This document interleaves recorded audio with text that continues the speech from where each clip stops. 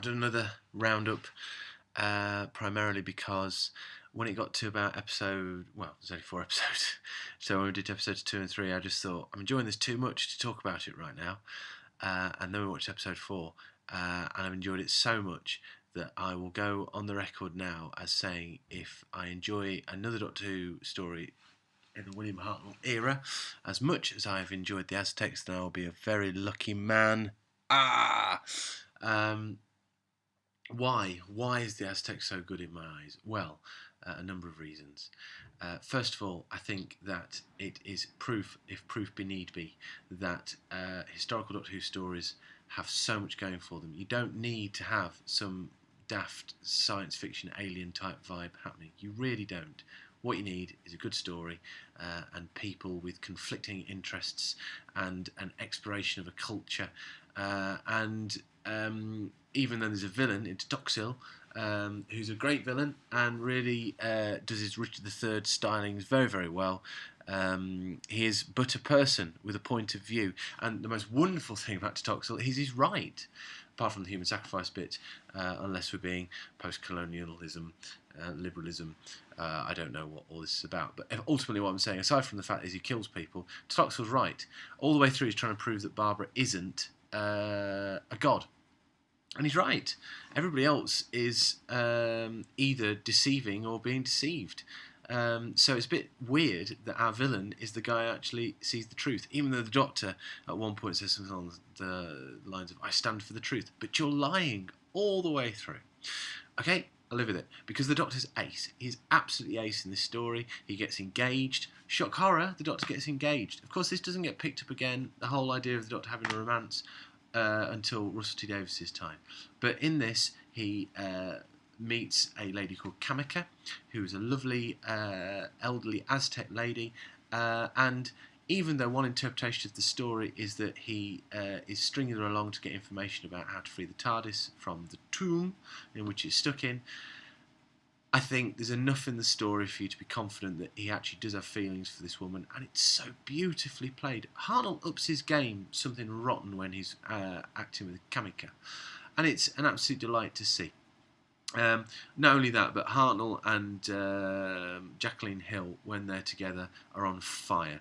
I keep repeating myself, but I shall. Barbara is one of the finest Doctor Who companions. In my mind, there's absolutely no doubt. This is her story. All her actions, everything that happened in the story is a result of her decisions and her actions, whether they be right or wrong. And what's so nice about this story is we've got an exploration, not only of the differences between the Doctor and Barbara's viewpoint, but Toxil and Ortlock, and then you've got Ian and Ixa, and there's all these little power plays happening within the story, and it's also beautifully played. We get great cliffhangers, my favourite being the one where Barbara has to do something to stop Ian being killed, and so she grabs a knife and holds it to Toxil's throat. This is hardcore stuff. You know what will happen to I'm getting lost in my tenses here, but there comes a point where the Doctor's companions are seen as dolly birds, grabbing knives, holding them to people's throats. I mean, it's quite vicious stuff. Susan, bless her cotton socks, is sidelined for 2 episodes in pre-filmed inserts because she was off on holiday, and without wishing to sound too mean, good on her. Have more holidays, Caroline Ford. This story worked better without you being in it. No, that sounds mean, but there we go. I think ultimately what's really most pleasing about the Aztecs is the fact that we get our team properly united. Well, not united, but close enough to have disagreements. That makes as a strong friendships can withstand different points of view, and you really get that shining through in the Aztecs.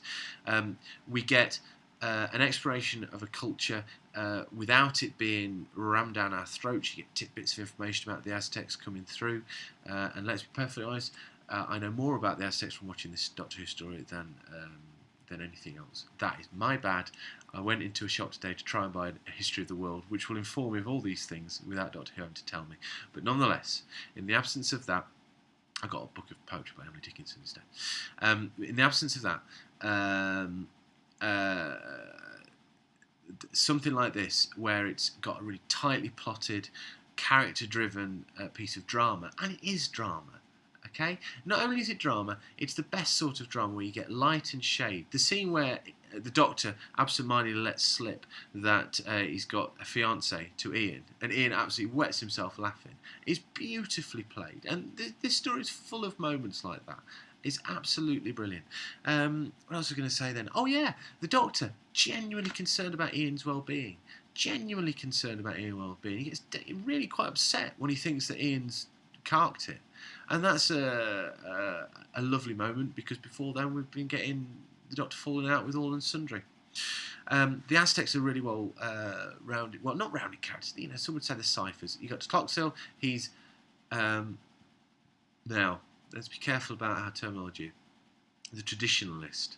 He is the one that believes that human sacrifice is the way to go, presumably because it's the mainstay of his power. You know, and that's fine. But of course, he's on the side of the truth. Then you get Ortlok, the civilized, forward-thinking Aztec, who eventually will be sidelined by the end of the story. Cortez is still going to come, and all the Aztecs are going to get knifed.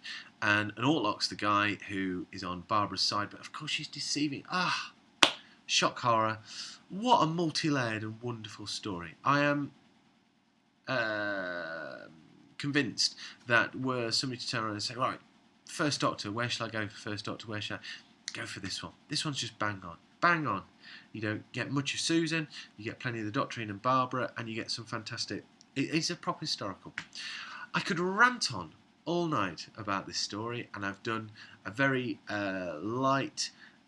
and brief assessment of 3 episodes in what is currently standing at 6 minutes and 50 seconds. That's great.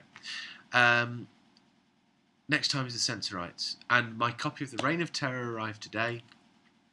Woo! Alongside Frank Ocean's Channel Orange. Not listened to that yet, but I'm guessing that 2 more different things you couldn't find.